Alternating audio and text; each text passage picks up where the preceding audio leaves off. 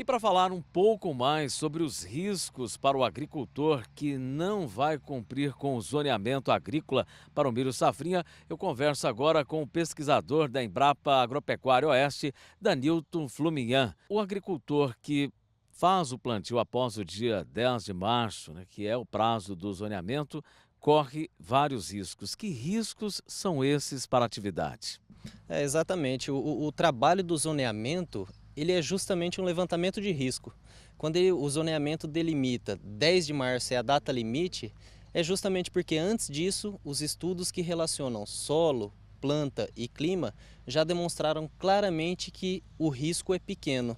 Entrando para plantar o milho, no caso, a partir de 10 de março, o risco do produtor experimentar deficiência hídrica severa ou até mesmo no inverno as geadas aumenta muito e por isso que o zoneamento não recomenda. Isso, é claro, está mais indicado aqui para o Mato Grosso do Sul, aqui para a região de Dourados, ou também para outras regiões.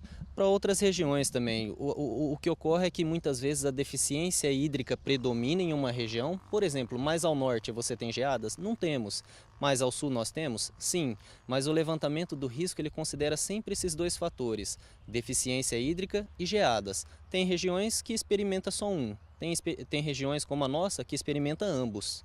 E quanto ao agricultor que vem analisando aí o clima, as chuvas, e tem constatado que o volume de chuvas não tem sido igual nos outros anos, nas outras safras. Por exemplo, há um caso de atraso no plantio da soja e, consequentemente, o agricultor alega que precisa atrasar aí o plantio do milho safrinha. Como é que fica a situação desse agricultor?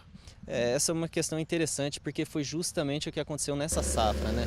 Aqui na região de Dourados, por exemplo, nós tivemos um outubro e novembro, que são meses claramente onde se coloca soja no campo mesmo, foram atipicamente secos. E isso fez com que em muitas áreas o plantio da soja atrasou. Como a soja atrasou, o milho que vem na sequência atrasou também, e por isso que nós não temos inclusive todo o milho plantado ainda na região. O milho é que vem a sofrer, a soja fica tranquila, porque ainda é uma época favorável para a soja plantar outubro, novembro. Mas o milho, esse sim acaba entrando muito para dentro do inverno, para épocas de deficiência hídrica e de geadas, e aí pode ser prejudicial. Via de regra, as plantas podem ser, existem outros metabolismos, mas os que predominam são C3 ou C4, vias assimilatórias que usam 3 carbonos ou 4 carbonos. Mas enfim, a grosso modo, metabolismo C4 são plantas de crescimento mais intenso, mais aceleradas e, via de regra, do ponto de vista climático, ávidas por temperaturas mais altas, por calor, por energia solar, por água, diferente de outras plantas que conseguem viver num ambiente com menos água, como por exemplo o metabolismo CAN, que reserva água no seu tecido, na própria estrutura da planta. A metabolismo C4 é milho, cana, plantas que crescem vigorosamente, gostam de energia, gostam de calor, gostam de água. No caso, existem outras culturas também para o produtor buscar alternativa aí de rotação de culturas, né, ou alternância de culturas. Que plantas poderiam ser utilizadas aí pelo agricultor na segunda safra, no milho, né, na safrinha aí no caso, para substituir o milho? No caso dessa safra, por exemplo, 2017, que a gente está experimentando um milho, que se ele for plantado, em muitos casos ele já está entrando atrasado, justamente isso que a gente pensa. Talvez não seja a melhor hipótese plantar o milho. Talvez seja melhor você plantar uma cobertura ou um plantio de inverno, trigo, uma aveia, que vai priorizar controle de plantas daninhas que tem se tornado de difícil controle, insetos, pragas que têm se tornado de difícil controle, quebrar o ciclo vicioso que já se tem estabelecido, soja, milho, soja, milho.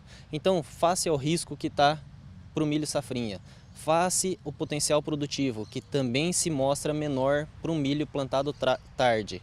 Talvez seja melhor pensar em outra alternativa, provavelmente uma cultura de inverno, uma forrageira, alguma coisa desse tipo. Então, essa pesquisa da Embrapa constatou, verificou que realmente o agricultor tem que levar em conta essa questão do zoneamento e realmente fazer o plantio, tentar fazer o plantio até no máximo dia 10 de março.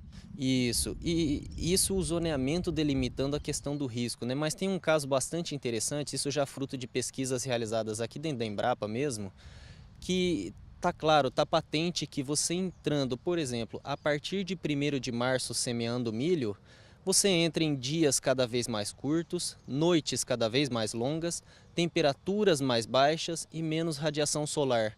O milho é uma planta que gosta de água, gosta de calor, gosta de radiação solar. Ou seja, porque esses fatores vão diminuindo a partir de 1º de março, o atraso na semeadura desse milho se perde 1,6 sacas por hectare por dia de atraso. Então o produtor entrando com 10 dias de atraso, ele já está perdendo, na largada, ele já está perdendo 16 sacas só no potencial produtivo desse milho. Em relação, por exemplo, a um atraso, um possível atraso aí no plantio da soja e, consequentemente, aí, no zoneamento agrícola para o plantio do milho safrinha. O que você recomenda, então, se o produtor falar assim, olha, realmente não vai ter jeito de eu plantar dentro do zoneamento agrícola? Ele deve plantar, o que ele deve fazer? Olha, a bem da verdade é o seguinte, o zoneamento ele deve de fato ser seguido justamente porque ele prevê o risco. Se o risco é alto, o zoneamento não recomenda. Então, mesmo que o produtor dê a sorte de não encontrar deficiência hídrica ou não encontrar geada, por causa dessa perda pronunciada da produtividade só pelas baixas temperaturas, pelos dias mais curtos, se perde o potencial produtivo. Então, nesse momento, aquele produtor que está atrasado, talvez seja muito mais conveniente ele pensar nesse momento na questão agronômica e não na questão econômica. Talvez o milho não seja a melhor ideia para essa safra. Talvez uma rotação visando o controle de pragas que estão se tornando de difícil controle, plantas infestantes, alguma alternativa que permita priorizar o agronômico e não mesmo o econômico nesse momento.